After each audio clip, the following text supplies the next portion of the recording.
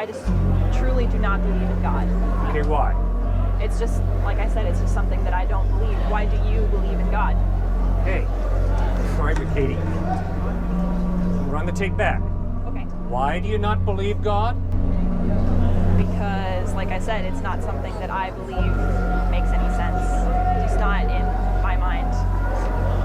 But you didn't answer my question. Why do you believe in God? Okay, but Katie, if I were to say to you... So, I don't know, I kind of have an issue with the argument that you're making. But, so I was raised Catholic my whole life. But personally, I have chosen not to believe in God. I've been an atheist my whole life, actually. Like, my whole family's Catholic, but it's just never been something that I could relate to. But based off of your argument, I have no morals because of that. I'm just wondering how that is justified. Katie, thank you for stepping forward. I have miscommunicated. Every single one of my atheist friends have morals. Not only that, every single one of my atheist friends is a very kind, loving, altruistic philanthropist. So I've totally miscommunicated. My point to my atheist friends, who are very wonderful people, is not, you don't have any morals. My point to my atheist friend is, please realize that these morals that you hold to so tightly are not objective. They're not real in an absolute sense. They're simply relative creations of your culture, of your own mind. That's my only point. Okay, so how do we know that morals that supposedly come from God are better than morals that we supposedly create ourselves? They're not. They're often the same. All of my atheist friends agree. Do unto others as you would have them do unto you. All of my atheist friends agree. Don't lie. Speak the truth. So, the morals that my atheist friends hold to are often in total agreement with what Jesus Christ taught. There's no contradiction. But if my atheist friends are going to be intellectually consistent, they're going to have to acknowledge that those morals that they hold to are relative, which means... How so? How are those morals any different? Like you said, they're not any different than the morals that you hold believing in God. So how are those morals relative and your morals aren't? Well, obviously, from the perspective of my atheist friends, my morals are just as relative as their morals, because there are no moral absolutes. It's exactly right. See, it's a whole issue of your worldview.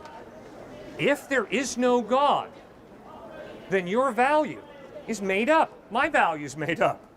Your morals are made up. My morals are made up. It's all relative. Okay. But if there is a God, then it's possible that there are real values of justice and kindness and love and compassion that it would behoove you and me to hold tightly to, because they're real, objective, absolute. How does it prove the existence of God that people do in fact have morals? Right, it doesn't prove it.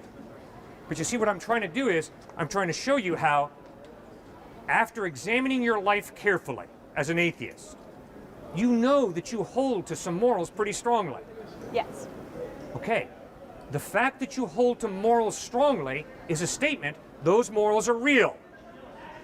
Okay, the only way those morals can be real is if there is some God to create and define them. Because if there is no God, it's just a matter of taste.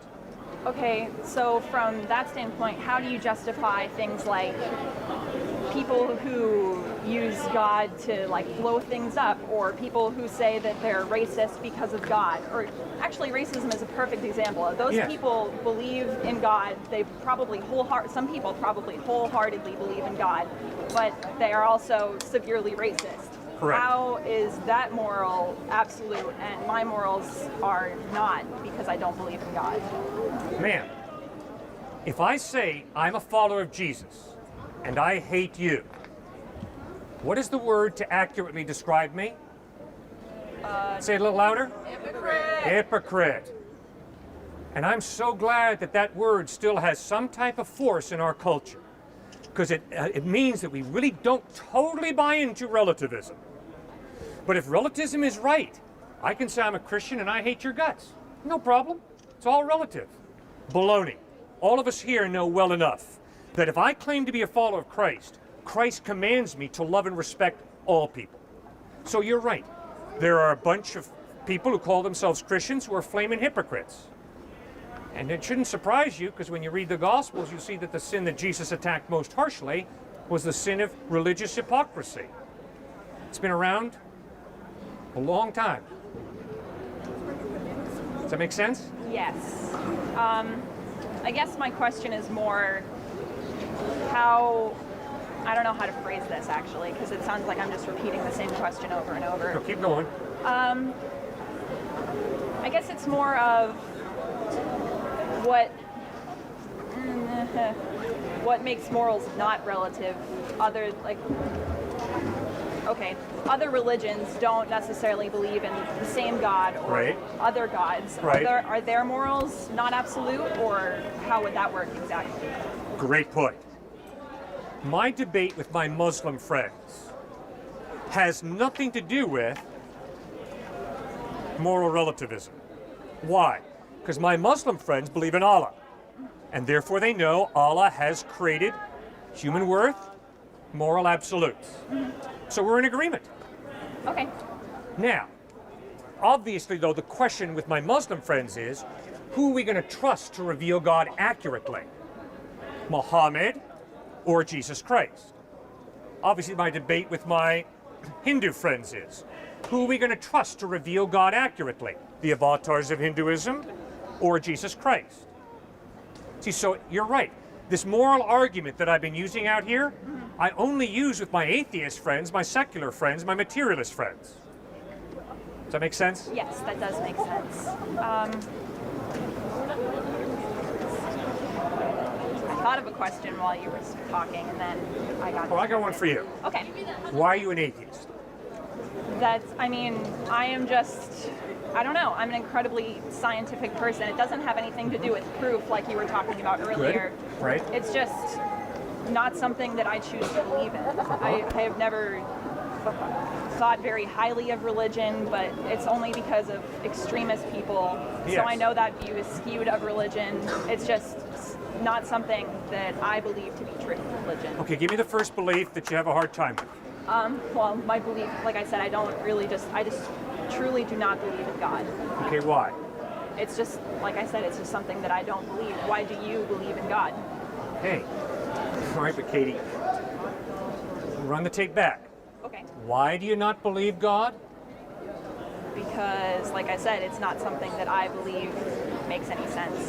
Just not in my mind. But you didn't answer my question. Why do you believe in God?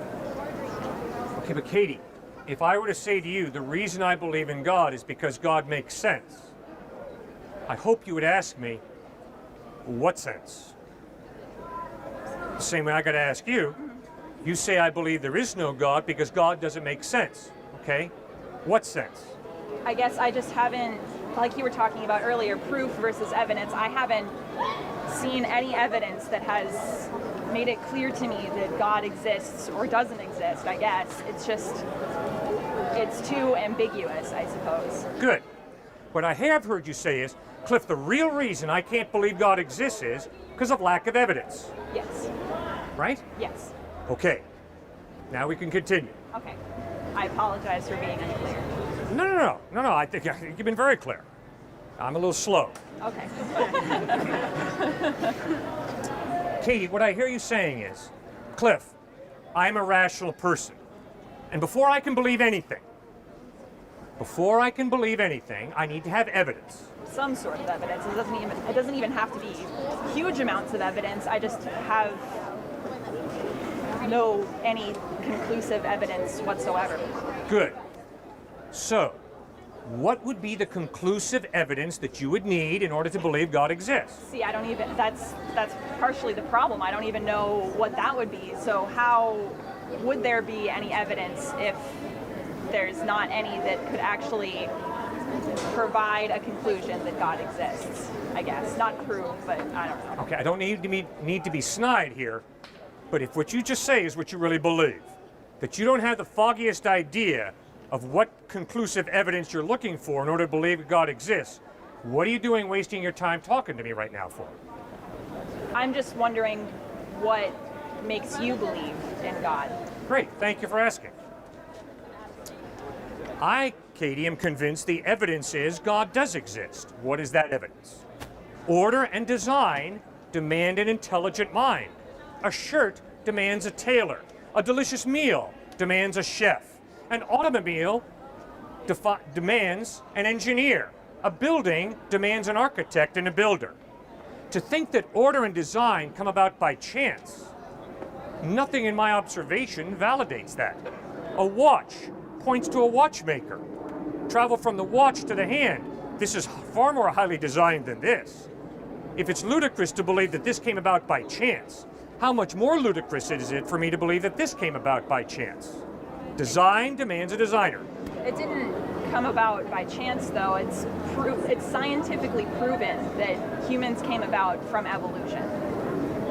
There is conclusive scientific evidence that that is exactly what happened.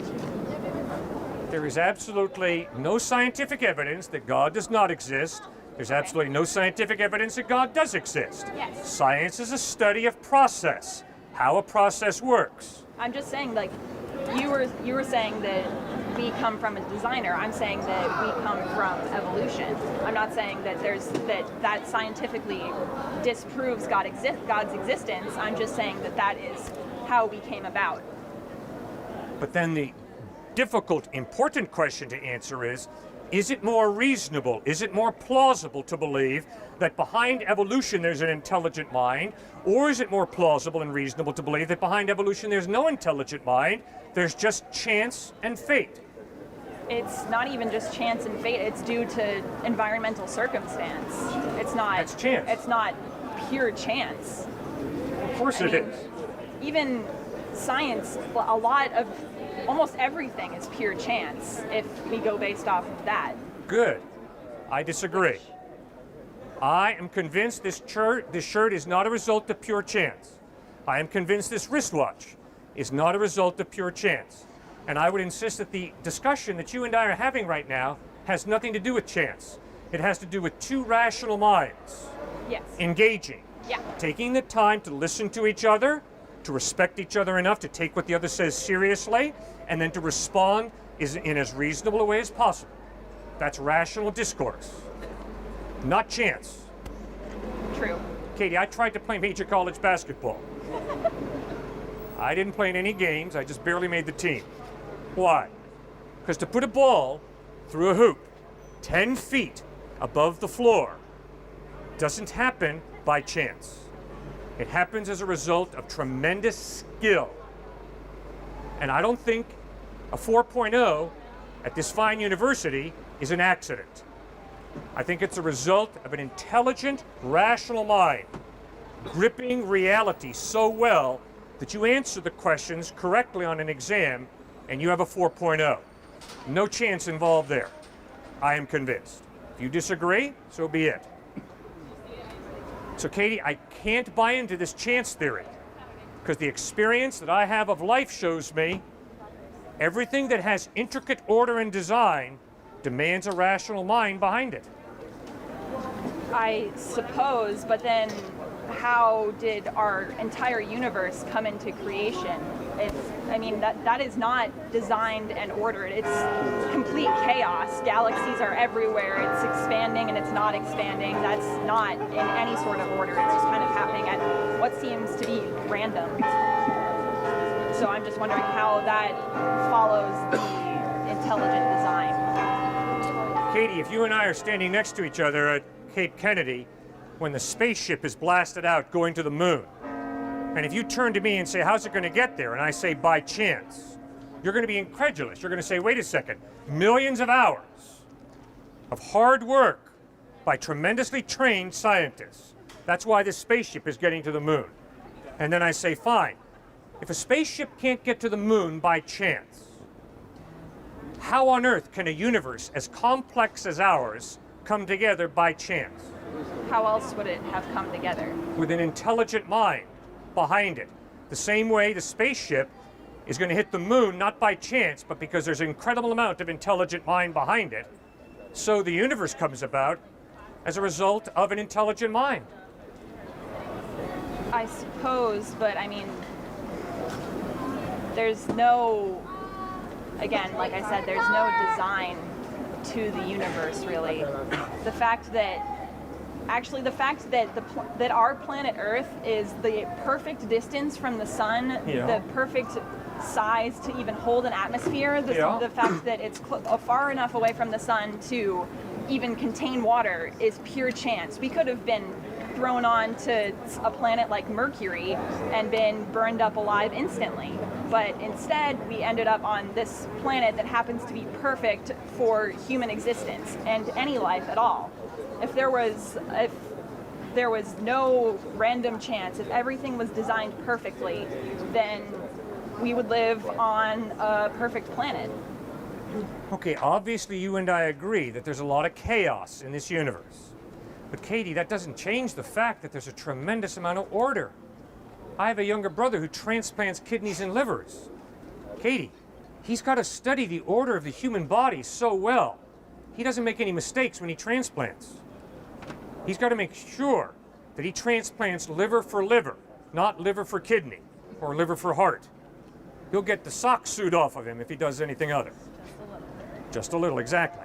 So when you look at the intricate design of the human body, Katie, it's incredible. Now, is there chaos? Is there cancer? Are there clotted arteries? Yes, we live in a fallen, messed up world, no question about it. But that doesn't change the fact that there is tremendous order and design. And that demands some type of intelligent mind, doesn't it? Not necessarily, because, again, everything begins with some sort of random chance. Where did the very first life form come from then? Great question. An atheist is saying the first life form came from non-life. I cannot believe that. Why? Because in all of my observation, plant life comes from non-life? No. Plant life comes from plant life. Animal life comes from non-life? No. Animal life comes from animal life. Human life comes from non-life? No, ma'am. Human life comes from human life. But you see, an atheist is someone who says, I believe life comes from non-life. I'm sorry, Katie, there is nothing in my observation that backs that up, that life comes from non-life. Where did I say that life comes from non-life? If you're an atheist, you have to believe life comes from non-life, because life is not eternal. I believe that my mom didn't give birth to me because I'm an atheist. Oh, gosh, Katie, come on now. You're a smart woman, Katie, come on. That has nothing to do with anything we're talking about. Then what do you You mean? obviously came from a mom and a dad who had an egg and a sperm come together. That's how I came about. Then what do you mean life Ultimately, came from non-life? ultimately, you got to push it back.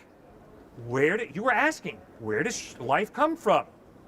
And I'm saying, an atheist has to believe that life comes from non-life. Nothing in my observation supports that thesis. All of my observation teaches me life comes from life. Life never once comes from non-life. That's why it's far more reasonable for me to believe, in the beginning, a living being, God, creates, than it is for me to believe, in the beginning, life by chance springs out of non-life. Philosophically, Katie, it doesn't work. So, The rest of the Old Testament, God communicates to the Jewish people, you are not to do what all the cultures around you do, which is child sacrifice. He communicates time and time again. Not only that, God says, I will judge you if you sacrifice your children. They disobeyed him, they sacrificed their children, and he judged them, first at the hands of the Assyrians and then the hands of the Babylonians. So let's not go off into what ifs. Let's stick with the facts, what really happened. All right, the facts. The facts are, they disobeyed God, they sacrificed their children, and they were swept into captivity for it. He judged them for it. That's the fact. You're excusing God's hypocrisy on this one occasion. No, I'm not. If I it's have just repeatedly said to you, it was a unique event. Right.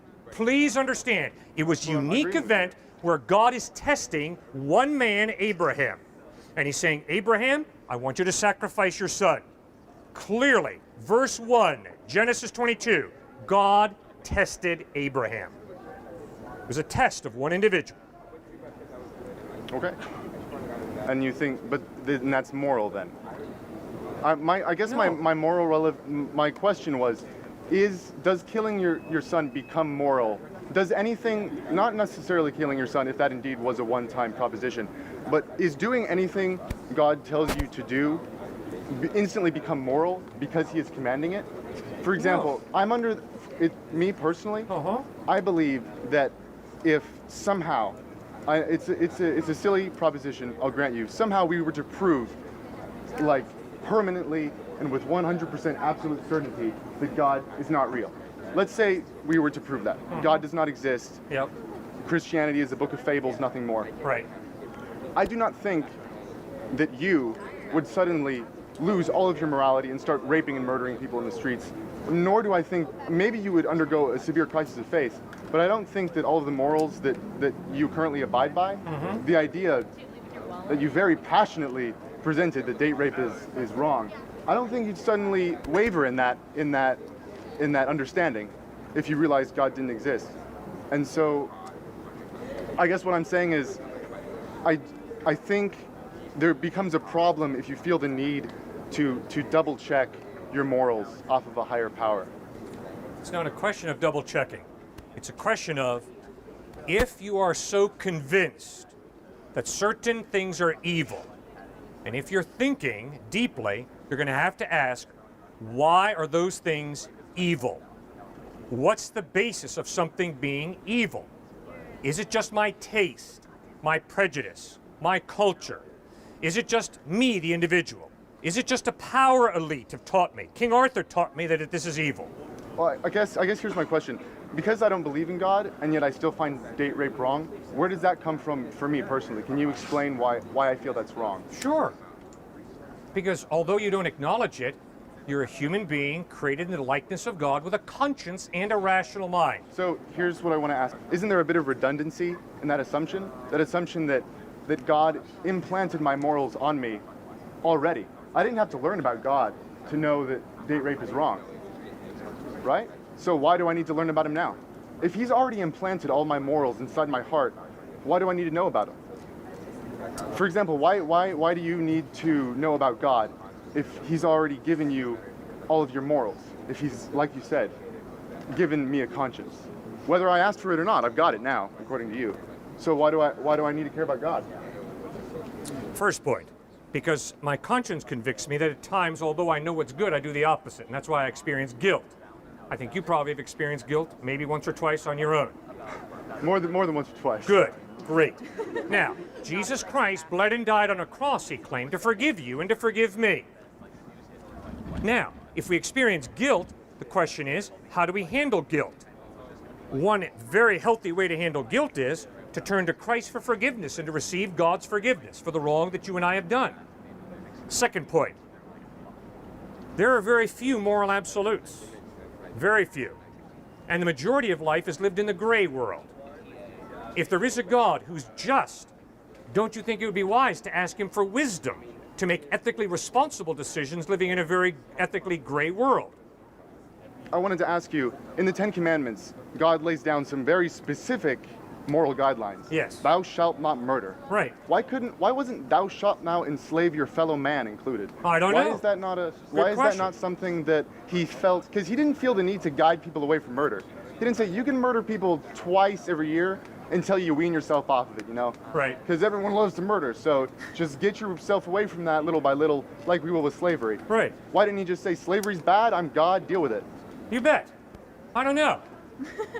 And I really don't know why God hasn't sent a message to American Christians that driving Mercedes and BMWs and having 3 houses is immoral. Because we have the solution to the starvation on the world, on the planet. It's wealthy people share your wealth. I don't know why God hasn't done that. But I can promise you, sir, what you need to tell your professor or yourself or whoever's talking to you about Exodus, Leviticus, and Numbers and Deuteronomy is one thing, and I'm pleading with you, and I've repeated, I'm going to tell you one more time. If you think that the Mosaic legislation for the theocracy of Israel is not different from the moral law found in Exodus 20, you're making a huge textual mistake. So There's a humongous difference between those 613 laws found in Exodus, Leviticus, Numbers, and Deuteronomy that apply to the theocracy of Israel and the moral law of God found in Exodus 20. And if you can't learn to distinguish between Mosaic legislation and a moral absolute, we got to go back and do some more homework. okay, I just wish that had been made more clear, I suppose, because, So do I. you know, I wish I'd understand that better 25 years ago the when I first spoke here. The I Inquisition didn't. I had and the to think it Crusades through. didn't seem to stop them from Right. misinterpreting the Bible. That's right. Should have been laid out a little bit clearer, I think. Oh, really? I like what Mark Twain said, sir. Mark Twain said, it's not the parts of the Bible I don't understand that disturb me. It's parts of the Bible I do understand that disturb me. The Bible is all too simple and straightforward on the basics. Are there difficult textual problems? Yes. And if I think I can go around and justify my polygamy because Solomon had 700 wives and 300 concubines, I'm a con artist. You don't have to have a PhD in the Bible to understand polygamy ain't what God wanted us to do. So, okay, going based off of that, how do you feel about the people who use the Bible as an argument against, say, gay marriage? Well, I think it's real clear. The Bible clearly, consistently communicates that God created our sexuality to be enjoyed when it comes to sexual intercourse between one man and one woman till death parts us. And from Genesis to Revelation, homosexuality is communicated as a twisting of that beautiful gift that God gave us, and homosexual sex is a twisting of that gift. It's a wrong use of that gift. Isn't that included in the same set of laws that you were just talking about? Yes? So how do we determine which one is for everyone? Homosexuality You is answer that. 100% wrong. You're a smart kid, now you answer that one. When I read it through, maybe I need to, look harder, but it seems a little muddled. Which ones? I feel like All right. they should have a tag. Let Like, me this answer it one for is you. for everyone for eternity, and this one's Right. just for you guys right now. You bet. I'll answer it for you. Okay, thanks. If the statement that I just made in answer to the gay marriage issue was based on Leviticus chapters 21 and 22, you caught me. Good thinking. But I can promise you, my view of homosexuality has nothing to do with Leviticus, Deuteronomy, Numbers, or Exodus. It has to do with Genesis 1 and 2. It has to do with the entire New Testament, which never once supports the gay lifestyle. Instead, it communicates the opposite, that God loves you, and by His grace, He offers you forgiveness. I guess that's more what I was asking, because I always see Leviticus passages cited as an argument against gay marriage. Well, then please do me a favor. Look that person in the face and say, now wait a second. You're telling me, if I understand correctly, that the reason homosexuality is viewed by you as a sin is because of Leviticus? And wait and listen to their answer. No. Homosexuality is not a sin because in Leviticus it says it's a sin. No, it's a contradiction of Genesis 1 and 2, the creation mandate, the purpose for which God gives us our sexuality, which is outlined in Genesis 1 and 2, and then throughout the rest of the scriptures. It is communicated as the wrong use of that precious gift of sex that God has given us. Great point. Thanks, Katie. And your name is? Brennan. Brennan. Thanks, Brennan, for raising issues. Any more? Something did come to my mind when I was listening to you talk. This is totally jumping tracks. Go. Bear with me. Yep. I remember when you were talking to her about what's your name, by the way? Katie. Katie. Great. When you were talking to Katie about Martin Luther King Jr. Right. and Gandhi, Right. how you were sort of extolling their virtues and everything. But I just wanted to sort of tackle another kind of personal problem I have, and I wanted to ask you, based on what your considerable knowledge of God's rules and commandments and accepting the Lord Jesus Christ, and that is, what is it, John 3:16? I am the way, the truth, and the life. John 14:6. John 14. Huh? 14:6. Yeah, Yeah. 14:6. Right. I am the way, the truth, and the life. Right. No one comes to the Father except through me. Right. Isn't Gandhi burning in hell right now by that verse? The person that we should all respect to some degree, and that you obviously respect. Is he not being Wasn't he cast into the pit of fire because he didn't believe in Jesus Christ? I do not know whether Gandhi's going to heaven or hell. I don't know where anybody's going. Why? Because I don't know what a person decides before they die. We can, based on textual evidence, we can make reasonable assumptions, correct? You can make a reasonable assumption right now that if I were to die right now of embarrassment or shame or something, or nervousness of being on camera in front of this great crowd of people, and have not, in my hardest of hearts, been moved so far that I would be given the elevator downstairs and not upstairs, right? You could make that assumption. I'm pretty sure you believe that about me right now. And so can we not assume, because Gandhi said several times that while he appreciated a lot of the sorry, my mind's drawing a blank, philosophy in the Bible, that he was not a Christian, he was Hindu, and we can assume that because he was shot and killed, that he didn't have time to change his mind at the end. So we can assume he's burning in hell, right? No? No. Okay. But you can assume I'm burning in hell. No. No. I would never want to assume that about anybody. I know, but you have to if you believe that the only way to get to Jesus, to get to heaven, is to believe and accept Jesus Christ as your Lord and Savior. And if I'm telling you right now that I haven't done that yet, that's an assumption you can make, right? Because I know I guess the big problem I have is that I hear a lot of people say these things. You have to accept Jesus or you're going to go to hell. That's the only way to get to heaven. And then when we ask them these questions, like, do you really think I'm going to be tortured for eternity?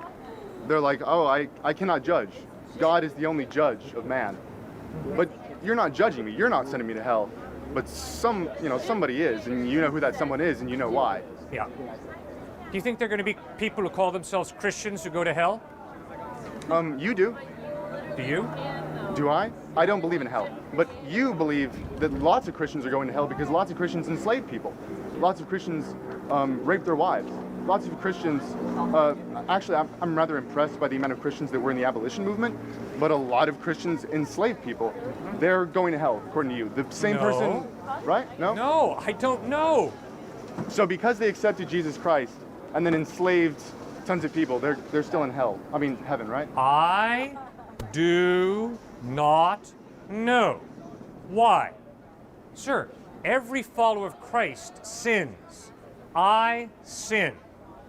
I don't know who a genuine follower of Christ is. Sir, guess what? You don't know that I'm going to heaven. Who knows? Maybe someone's paying me a ton of money to stand out here and speak. It's possible. Crazy things happen. You, my friend, have seen more than enough Christian hypocrisy. So you know that we all are capable of being incredible hypocrites. So maybe I'm a colossal hypocrite. It is possible. Are you a false prophet? Maybe. God condemns false prophets. How do I know you're not a false prophet? Exactly. It's possible. How can I believe in anything you're saying to me right now? Because I know you're trying to change hearts and minds. I know that you want every single one of us to join you in the great vaults in the sky. I know that. I know you want us to join the theme park. Good. But now let me answer you quick. That's a great question, Brennan. If I was to say to Brennan and Katie, in answer to your question, why should I believe in Jesus? And I were to say, because I do. You'd be an idiot to believe in Jesus. Instead, what I'm saying is, go back and get the Gospels of Matthew, Mark, Luke, and John. Read them for yourself, separate from me. Ask yourself, does the historical evidence of the way Jesus taught, treated people, died, forgiving his enemies, and rose from the dead, does that evidence point to Christ being trustworthy, or does it not? Do not believe in Jesus, because I do. Please don't. It's a horrible reason to believe in Jesus. Horrible. I was in a church for a long time, and I don't buy it. So I'm going to hell. Why? You read the Gospels.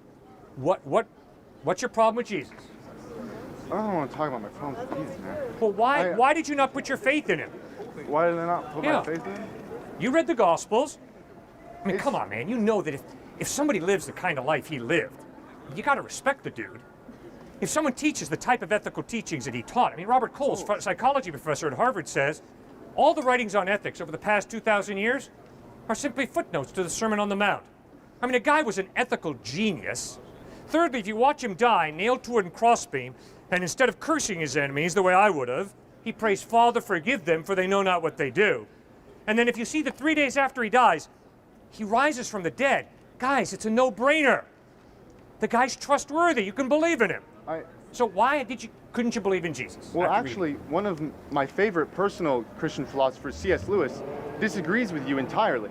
Okay. He How? said that if Jesus, a lot of people, like for example Thomas Jefferson, said, Yeah. I don't believe Jesus was God, Right. but I think he's a great moral teacher. Yeah. He's ethically genius. Right. What C.S. Lewis said is no, that's not true. Because if he was not the true Son of God, then he was a liar and a charlatan, and he led people astray. Exactly. I don't believe that he's God, so while I agree with a lot of the stuff he said, I can't buy into him as a perfect manifestation of God's Right. existence on earth. And C.S. Lewis disputes the point you made that Jesus was an amazing moral teacher, because unlike, for example, Socrates, we can't prove Socrates existed either. There's no real evidence for his existence, but we can still take a lot of what he said to heart, right? But the thing with Socrates is it's not an all or one deal, you know? With Jesus, it's like we got to go all in or we're going to burn. With Socrates, it's like, well, I don't believe that he was greater, that he was superhuman, so I can take the little bits that I want, that I think are great. But with Jesus, you can't pick Right. and choose. It's You're 100%. exactly right. And so when I find little bits and pieces like you're going to hell if you don't believe in me, it's difficult to, you know. All right, Brennan, as I listen to you, I hear hell come up time and time again. What problem do you have with hell? Give it to me. Why are you so offended by the idea of hell? I don't believe that there should be an eternal punishment for mortal crime. I don't believe that the 80 years I'm going to spend on life gaining not a fraction of the knowledge that anyone can never achieve on life is worth any literal, never-ending eternity burning in hell. I don't believe there should be an infinite punishment for a finite crime. Okay. I do not buy that. Sir, go back to the text. Read the text. Find out, where does the Bible give us a photograph of hell? Now, does Jesus in the Bible describe hell in horrible terms? Obviously, yes. No question about it. But now, look, come on now. Why is there a hell? I wanted to say, she has a question. I just wanted to get really quick. It's even less, honestly, and this may reflect poorly on myself, it's even less hell that I'm interested in. I don't want to go to heaven. I don't want the idea of living forever. Yeah. That really disturbs me. The idea of existing for eternity and never stopping, especially living in a place where the only descriptions thereof are that we're supposed to be praising God on high for eternity. That's not the only description, Brennan. I'm going to be He honest. talks about serving God, working. I love to work. Do you? You know, if I worked in this vale of tears for my whole life and then I get to heaven and it's just more work, I'm going to be a little disappointed. Oh, I'm sorry that All I'm this saying is university gives both- you such a headache. Both the reward and the punishment don't appeal to me, maybe is the Good. reason. I love to work. I love work. And guess what? When I work with street people, I'm going to get them a job. Why? Because if you don't work, Brennan, you're going to fall apart psychologically. And if you don't believe me, just go out and examine the homeless. If they don't have a job, if they don't work, they tend to fall apart.